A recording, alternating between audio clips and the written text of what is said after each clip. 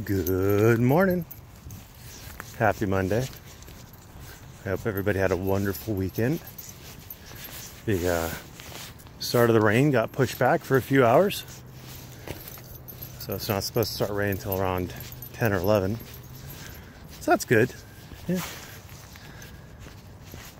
Makes the morning walk that much better when you're dry.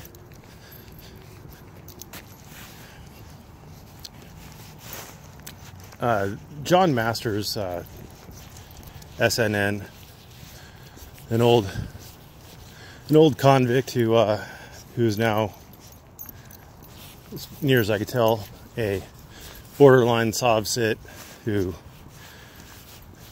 goes to the school of I think I'm smarter than the cops, but I can't explain why every time I do something wrong I get busted for it kind of law. Studied just enough law to kind of get things half wrong kind of guy. Marginally understands the concepts kind of guy.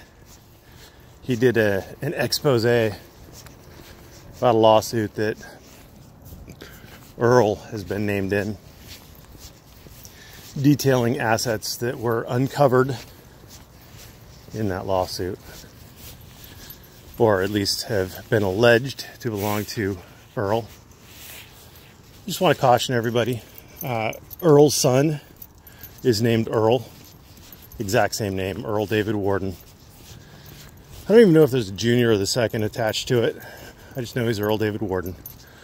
We first saw that pop up in the when I did the FOIA request for the Leon Valley emails. They fucked up. The cops fucked up, and they just did a name search because they didn't have his date of birth, because, you know, even the cops sometimes don't bother to look up the date of birth in the sex offender registry. So they missed that they were picking up charges that Earl's son was grabbing. I don't know what you're eating. Oh, Jesus. Anyway. So this lawsuit, I'm sure, is doing the same thing. There's no real indication that second piece of property belongs to Earl Sr. So, you know, and there's no indication that boat is a speedboat worthy of having a dock slip. And there's still no evidence that Earl has a boat. I just want to point out that we have seen Earl has bragged about his Corvette, his Jeep. We've seen his minivans. He's got two of them, a white one and a whatever that reddish color, burgundy colored one, something like that. But what we've never seen is his boat. So, I mean, do with that what you will. I still am highly skeptical that he owns a boat. And I seem to remember him having sold off that dock slip, but I could be wrong on that. I'm just operating off of memory and a faint recollection that I don't actually remember clearly, so take it with a grain of salt. The other thing I wanted to talk about this morning was freedom. Oh yeah, so conclusion on John Masters, just be careful. He's any port in a storm kind of guy. Not any port in a storm. What the hell am I talking about? He's an enemy of my enemy is my friend guy. He hired D-Cup. He was suckered by D-Cup. I mean, if that tells you the quality of character, the intellectual acumen of John Masters, he hired D-Cup. He believed D-Cup's bullshit. He hired D-Cup to dig up dirt, I think on Earl. I don't remember where he got his beef on Earl from. Anyway, he has beef with Earl, so he's just throwing shit at the wall, trying to see what sticks. I don't know why people have to do that. I mean, What the hell's wrong with you dogs today? They're not cooperating. Anyway, it's not like you have to go out of your way to make Earl look bad. He makes himself look bad. You don't need to make up things about Earl. You can just stick with the facts as we know them, and Earl looks like a real shitheel, so there you go. The other thing I want to talk about was freedom. It seems like it's one of the least understood things in this community. There is no ability to have freedom without law. In a society, there is no ability to be free unless there are laws restraining the freedom of other people. You just take the most basic of things. I mean, if you own something, all right, let me back this up to something even more basic. Let's say that there are 2 deer out in the woods. I don't know, maybe you're gonna hunt them, right? So you're like, hey, there's 2 deer out in the woods. If you go out and shoot 1 deer, that means you have impeded one other person's ability, one other person's freedom to go hunt deer. There's only so much of that resource to go around. If you go out and kill both deer, now no one else can hunt deer. You have removed other people's freedom to hunt deer because you have monopolized the resource. Owning a house, you're removing that house from other people's freedom to live in it. I mean, you're excluding people from your property. Freedom is constrained. There's the warranty of quiet enjoyment. That's the implied warranty of quiet enjoyment, or something along those lines. In owning a house, I don't do a lot of unlawful detainer law because normally people who are getting evicted can't afford to pay rent, so they can't afford to pay an attorney. But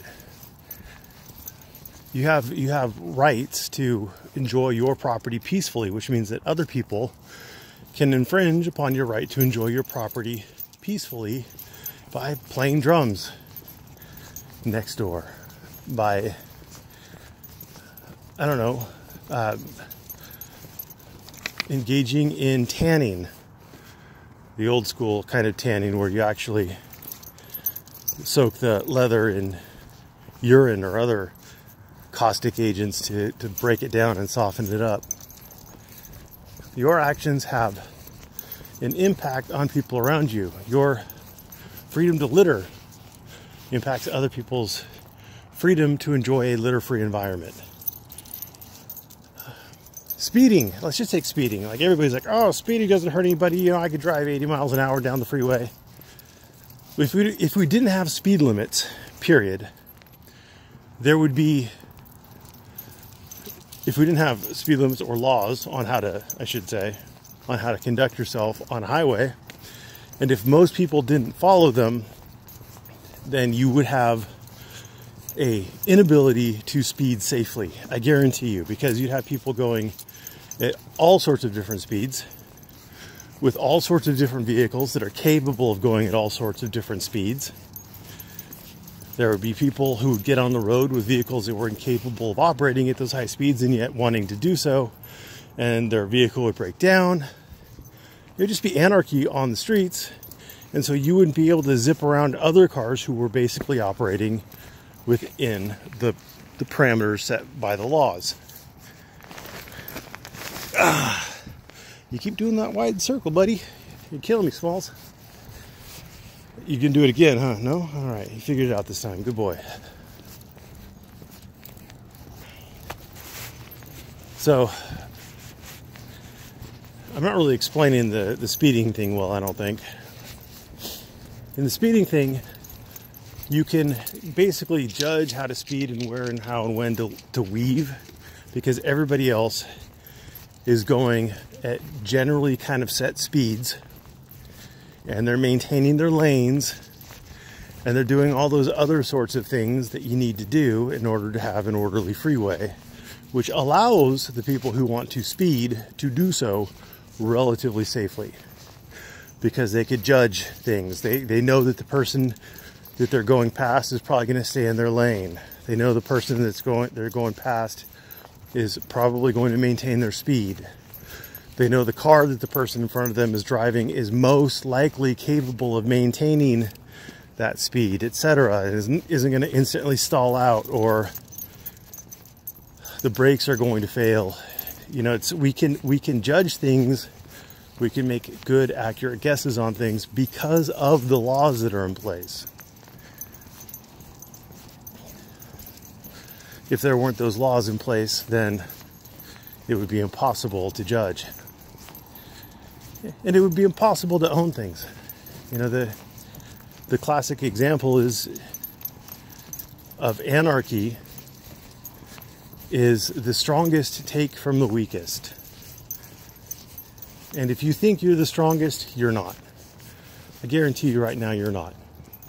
I know we have a lot of internet tough guys in these kind of forums who own a firearm and think that makes them an instant badass. What they don't realize is that two guys who own firearms are twice the badass. And one thing that the Army has found is that most people don't actually shoot to kill in war. There's a very small percentage of people who are able and willing to kill somebody. To actually look down a barrel of a gun, point it at somebody, and kill them. It's a very small percentage of people.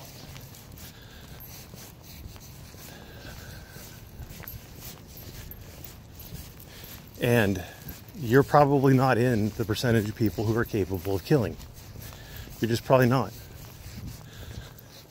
And there are bigger, badder, meaner people out there who are going to collect a bigger group of supporters, and they're going to come out and take your shit. Number one, you got to sleep sometime. And number two, you probably have to leave your shit to go make money or grow food, things like that. There is a reason why our societies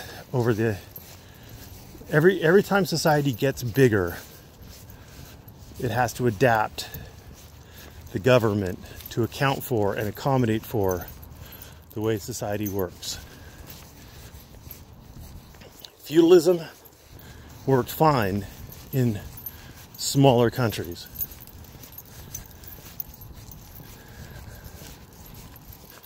But when things get bigger, when populations increase, you need to reform society, and therefore feudalism had to die out, and it was replaced with the kinds of governments that we currently have. But there's always laws in humanity. There's always laws. And the only question is, where do those laws come from? Do they come from the strongest man just simply enforcing his will arbitrarily that you get in anarchist societies? Or is it a corporatocracy, theocracy, a democracy, or a republic? I mean, it's just the only question that happens in society is, where do those laws come from? But there will be laws. There has to be laws. That's just the way how people work. It's just how people work.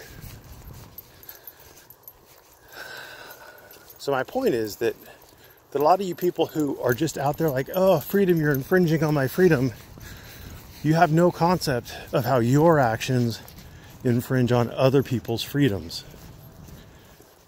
You know, you think license plates are the big enemy or something, but in reality, license plates are how the cops will find your vehicle if it's stolen.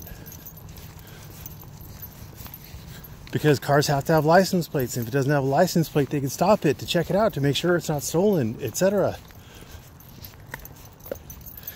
He's eating a stick again. What a dummy. Anyway, I hope that makes sense. In order to protect your freedom, we need laws. I know it sounds weird. I know it sounds contradictory, but Laws maximize your freedoms.